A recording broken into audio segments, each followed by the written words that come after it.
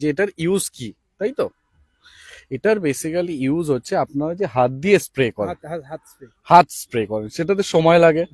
সেটাতে আপনার জমিতে হয়তো সাপ বা ইনসেক্ট কেটে দেয়, অনেক সময় আমাদেরকে কামড়ে দেয়, তো তার ফলে অনেক লোক মারাও যায় চাষির ক্ষেত্রে। তো এটা হচ্ছে দুটোর মিশ্রণ। আর এটাতে আরেকটা জিনিস যেটা সেভ হয় সেটা হচ্ছে আপনারা যে কেমিক্যালটা ইউজ করেন, মানে ফার্টিলাইজার, যেটা বিষটা ইউজ করেন, সেই বিষটার পরিমাণ কতটা দিতে হবে সেটা আপনাকে দোকান থেকে বলে দেয় যে আপনি 10 লিটারে 50 ml দেবেন, কিন্তু ওটার একটা আপনার লিমিট আছে, কিন্তু সেই লিমিটটা আপনারা প্রথম কথা জানেন না। আর আপনারা যখন ওই 10 লিটারে স্প্রে করছেন তখন ওই জিনিসটা অনেক বেশি ইউজ করেন। এবার আমাদের এক্ষেত্রে কি হয়, আপনারা ধরুন একটা 1 বিঘে জমি চাষ করছেন, সেক্ষেত্রে আপনার সাপোজ 50 লিটার জল লাগছে, কিন্তু এটা দিয়ে যদি আপনি করেন সেক্ষেত্রে আপনার 10 লিটার জলে মিটে যাবে একটা 1 বিঘে জমি স্প্রে করতে। খরচটা কি করে কমবে? খরচটা কমবে আপনার ফার্টিলাইজার, ঠিক আছে, মানে আপনি যে ইয়েটা কিনছেন, বীজটা কিনছেন, সেটার পরিমাণটা এটাতে কম ইউজ করতে হবে। আপনি ওষুধটা আমাদের ধুলো হয়ে পড়বে, পুরো সাদা চারদিক ওষুধটা ধুলো হয়ে পড়বে। আর একটা যেটা আপনাকে আমি বলছি, ধরুন এই ধানের পাতা, যখন ধানের পাতা বড় হয়ে যায়, ঝুঁকে যায়, নিচে পোকা থাকে, পাতার নিচে পোকা থাকে, কিন্তু আপনি যখন স্প্রে করছেন উপর দিয়ে, কিন্তু পাতার নিচে স্প্রে হচ্ছে না। কিন্তু এই ড্রোনের যে হাওয়া আছে, সেই হাওয়ায় কিন্তু আপনার ওই পোকাগুলো, পাতাগুলো ঝরে পড়ে না, ঝরে পড়বে না, চলে যাবে। আপনার এই যে ফার্টিলাইজারটা স্প্রে হচ্ছে সেটা ওই পাতার নিচে ঢুকে যাবে, ঠিক আছে? কারণ এইটা একদম কুয়াশার ফর্মে আপনার পড়বে।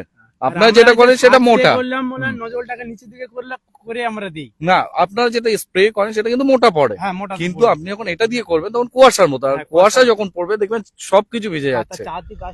আপনি কি বুঝতে পেরেছেন? এবার বুঝতে পেরেছেন? আমরা দেখেছি, আমরা ডুয়ার্সের এলাকা দেখেছি এটা কি টোনটা কি। দাদা আরো একটা আপনার যেটা সুবিধা হবে, হ্যাঁ ম্যাডাম বলুন, ম্যাডাম এদিকে চলে আসুন, ম্যাডাম এদিকে চলে আসুন। আরো একটা যেটা সুবিধা হবে আপনার যে আমরা কি করি, ওই যখন ধান চাষটা করি এবং সারটা দেওয়ার হয়, একটা লোককে আমরা এ করি না, জন যেটাকে বলি, এবং ওর করতে কতক্ষণ টাইম লাগে? ধরুন 1 বিঘা জমি চাষ করবে, এই করবে, সার দেবে, কতক্ষণ টাইম লাগে আপনি বলুন? সার দিতে কত মিনিট 10 সময় লাগবে 1 বিঘা জমি। সার নয়, আপনি ধরুন স্প্রে করছেন, স্প্রে করলে আপনার কত 2 ঘন্টা সময় 2 ঘন্টা লাগবে, আর আমার এটা আপনার 5 মিনিটে করে দেবে। 5 মিনিটে এটা পুরো কমপ্লিট লাগে, পুরো ঘুরে ঘুরে তো পুরো সাদা করে এক প্লটে, মানে 1 মিনিটে, মানে 1 প্লটে হয়ে যাবে। বুঝতে পেরেছেন? হ্যাঁ। আপনি কৃষক বন্ধুদের কি দেবেন, বার্তা দেবেন? করার জন্য সুবিধা আছে এবং ড্রোন হিসাবে করার জন্য সুবিধা আছে। স্যার আরেকবার বলে দিন, ইনি এখনো আপনি বুঝতে পারেননি যে এটা ইউজ করলে আপনার কি লাভ হবে, তাই তো? ওষুধের খরচাটা কম, ওষুধের খরচা কমলো। আপনি সারাদিন ধরুন 1 বিঘে সারাদিনে আপনি স্প্রে করছেন, আপনার তো একটা জোনের দাম আছে কত, 500 টাকা, আমি ধরে নিলাম এটা 500 টাকা, আপনি 5 মিনিটে সেই কাজটা করে দিলেন, আপনার পয়সা বাঁচলো। আপনি এই জমিতে খরচটা কমবে, খরচ কমা মানেই তো আপনার ওই দিক দিয়ে লাভ হচ্ছে। আপনি 10 টাকা বেচছেন, আপনার 5 টাকা খরচা হচ্ছে, সেখানে আপনার 2 টাকা খরচা হলো, তাহলে আপনার কি হলো? আমরা দীর্ঘ সময় থাকলাম, আপনার সাথে কথা হলো। আপনার নামটা কাইন্ডলি যদি দর্শক। আমার নাম রাজীব সেন।